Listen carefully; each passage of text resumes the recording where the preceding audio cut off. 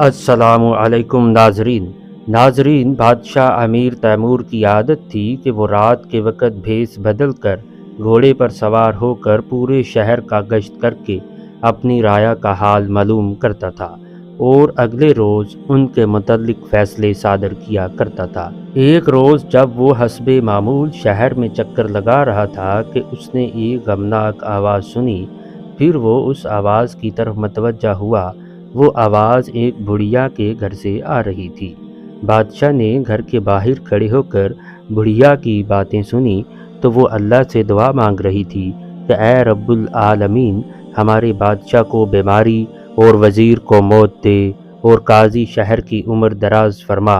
بادشاہ اس حیرت انگیز دعا کو سن کر بڑا پریشان ہوا اور کافی دیر تک سوچتا رہا کہ وہ کس طرح معلوم کرے کہ بڑھیا بادشاہ اور وزیر سے اس قدر ناراض کیوں ہے کہ ان کی موت چاہتی ہے، اور قاضی سے اتنی خوش کیوں ہے جو اس کی لمبی عمر کے لیے دعا کر رہی ہے۔ کافی دیر سوچنے کے بعد اس نے بڑھیا کے دروازے پر دستک دی۔ جب بڑھیا نے دروازہ کھولا تو بادشاہ نے نہایت بے چارگی اور مسکینی سے کہا کہ یوں تو میں ایک مسافر ہوں، لیکن میں نے تمہاری عجیب و غریب دعا سنی ہے۔ کیا میں یہ پوچھ سکتا ہوں کہ تم بادشاہ کی بیماری اور وزیر سے اتنی زیادہ رنجیدہ کیوں ہو جو ان کی موت چاہتی ہو، اور قاضی سے اتنی زیادہ خوش کیوں ہو کہ اس کی عمر درازی کی دعا کر رہی ہو؟ تو اس بڑھیا نے کہا کہ اے اجنبی، میں بادشاہ کی بیماری کی اس لیے خواہش مند ہوں کہ اگر بادشاہ بیمار ہوگا تو وہ وافر مقدار میں صدقہ و خیرات کرے گا، اور اس کی خیرات سے میں اپنے غریب بھوکے بچوں کی روٹی کا سامان کر سکوں گی، جس سے ہمارے چند دن بہتر گزر جائیں گے۔ اور وزیر کی موت کی اس وجہ سے خواہش مند ہوں کہ وہ نہایت نیک سیرت انسان ہے، اور میں چاہتی ہوں کہ اس کا خاتمہ ایمان پر ہو جائے اور وہ رب العالمین کے دربار میں اعلیٰ مقام پائے اور نجات حاصل کرے۔ اور قاضی شہر کی عمر درازی اس لیے چاہتی ہوں کہ وہ اپنی بدعمالیاں زیادہ سے زیادہ کر سکے تاکہ اس کا ٹھکانہ جہنم کے علاوہ کوئی اور نہ ہو، اور قیامت کے روز اس کو زیادہ سے زیادہ عذاب ملے۔ بادشاہ تیمور جو مسافر کے روپ میں آیا تھا، اس نے کہا کہ اے نیک عورت، میں اس وقت تو تنگ دست ہوں، لیکن میرے پاس یہ ایک تسبیح ہے، تم وہ مجھ سے لے لو اور اس کو فروخت کر کے اپنے بچوں کا پیٹ بھرنے کا سامان کرو۔ اگر وقت نے مہلت دی تو میں تمہاری ضرور مدد کروں گا۔ یہ کہہ کر اجنبی مسافر یعنی بادشاہ چلا گیا۔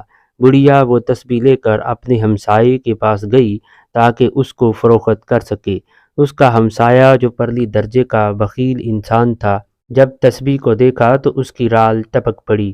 بڑھیا تسبیح کی قیمت سے ناآشنا تھی، کیونکہ تسبیح یاقوت اور لال و مرجان کی تھی، اور مذکورہ ہمسایہ کسی طرح اس سے وہ تسبیح ہتھیانا چاہتا تھا۔ اس نے بڑھیا کے ساتھ الٹی چال چلی کہ یہ تسبیح تو میری ہے اور اس کو کل ہی کسی نے چرایا تھا، اور میں اس کی تلاش میں ہوں۔ اب مجھے پتہ چلا کہ یہ تم نے چرائی ہے، میں اب تم پر مقدمہ دائر کروں گا۔ بڑھیا یہ سن کر گھبرا گئی اور بولی، میں بالکل بے قصور ہوں، یہ تسبیح تو مجھے ایک اجنبی نے دی تھی، میں نے ہرگز نہیں چرائی۔ اب اس ہمسائے نے موقع سے فائدہ اٹھایا اور کہنے لگا، اچھا اگر تم نے یہ تسبیح نہیں چرائی تو تم یہاں سے بھاگ جاؤ، میں تم پر اتنا ترس کھا لیتا ہوں کہ میں تمہیں عدالت میں نہیں کھینچتا۔ بڑھیا نے اسی میں اپنی عافیت جانی اور اجنبی کو کوستی ہوئی اپنے گھر چلی گئی۔ اگلی رات امیر تیمور پھر حسب معمول گشت پر نکلا، اور اس نے بڑھیا کے گھر سے پھر وہی دعا سنی جس میں بادشاہ کی بیماری، وزیر کی موت اور قاضی وقت کی عمر درازی کا ذکر تھا۔ بادشاہ نے بڑھیا کے گھر کا دروازہ کھٹکھٹایا۔ بڑھیا اس کو دیکھتے ہی اس پر برس پڑی اور اس کے منہ میں جو آیا بولتی چلی گئی۔ جب اس کا غصہ ٹھنڈا ہوا تو بادشاہ نے اسے اصل واقعہ سنانے کو کہا۔ بڑھیا نے اپنے پڑوسی والا واقعہ سنا دیا۔ بادشاہ کو بہت غصہ آیا۔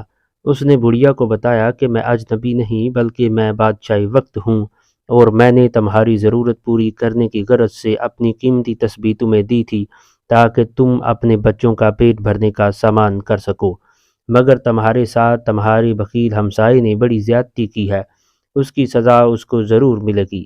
اگلے روز بادشاہ نے بڑھیا اور اس کے بخیل ہمسائے کو اپنے دربار میں طلب کیا۔ دربار میں تمام وزراء اور دیگر مصائب تشریف فرما تھی۔ بادشاہ نے بڑھیا کو حکم دیا کہ ساری روداد سناؤ۔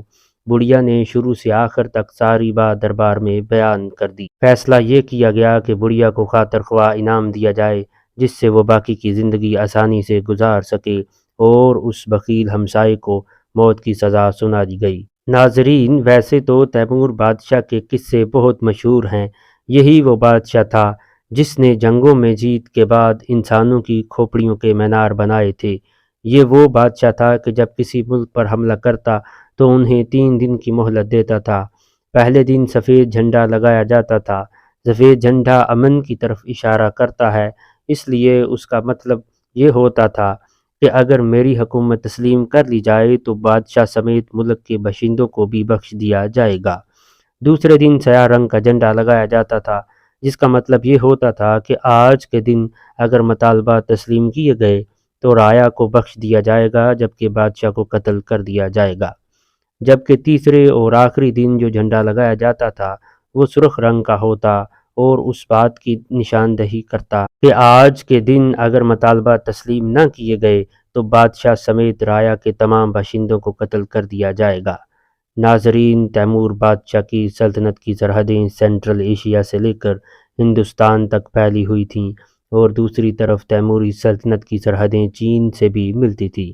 ناظرین، تیمور بادشاہ کے والدین کو منگولوں نے قتل کر دیا تھا، اور یوں تیمور نے اپنا بچپن غلامی میں ہی گزارا، اور غلامی میں ہی کام کرنے کے دوران انہیں پاؤں پر چوٹ بھی آئی، جس کی وجہ سے وہ زخمی ہو گئے اور انہیں تیمور لنگ کے نام سے پکارا جانے لگا۔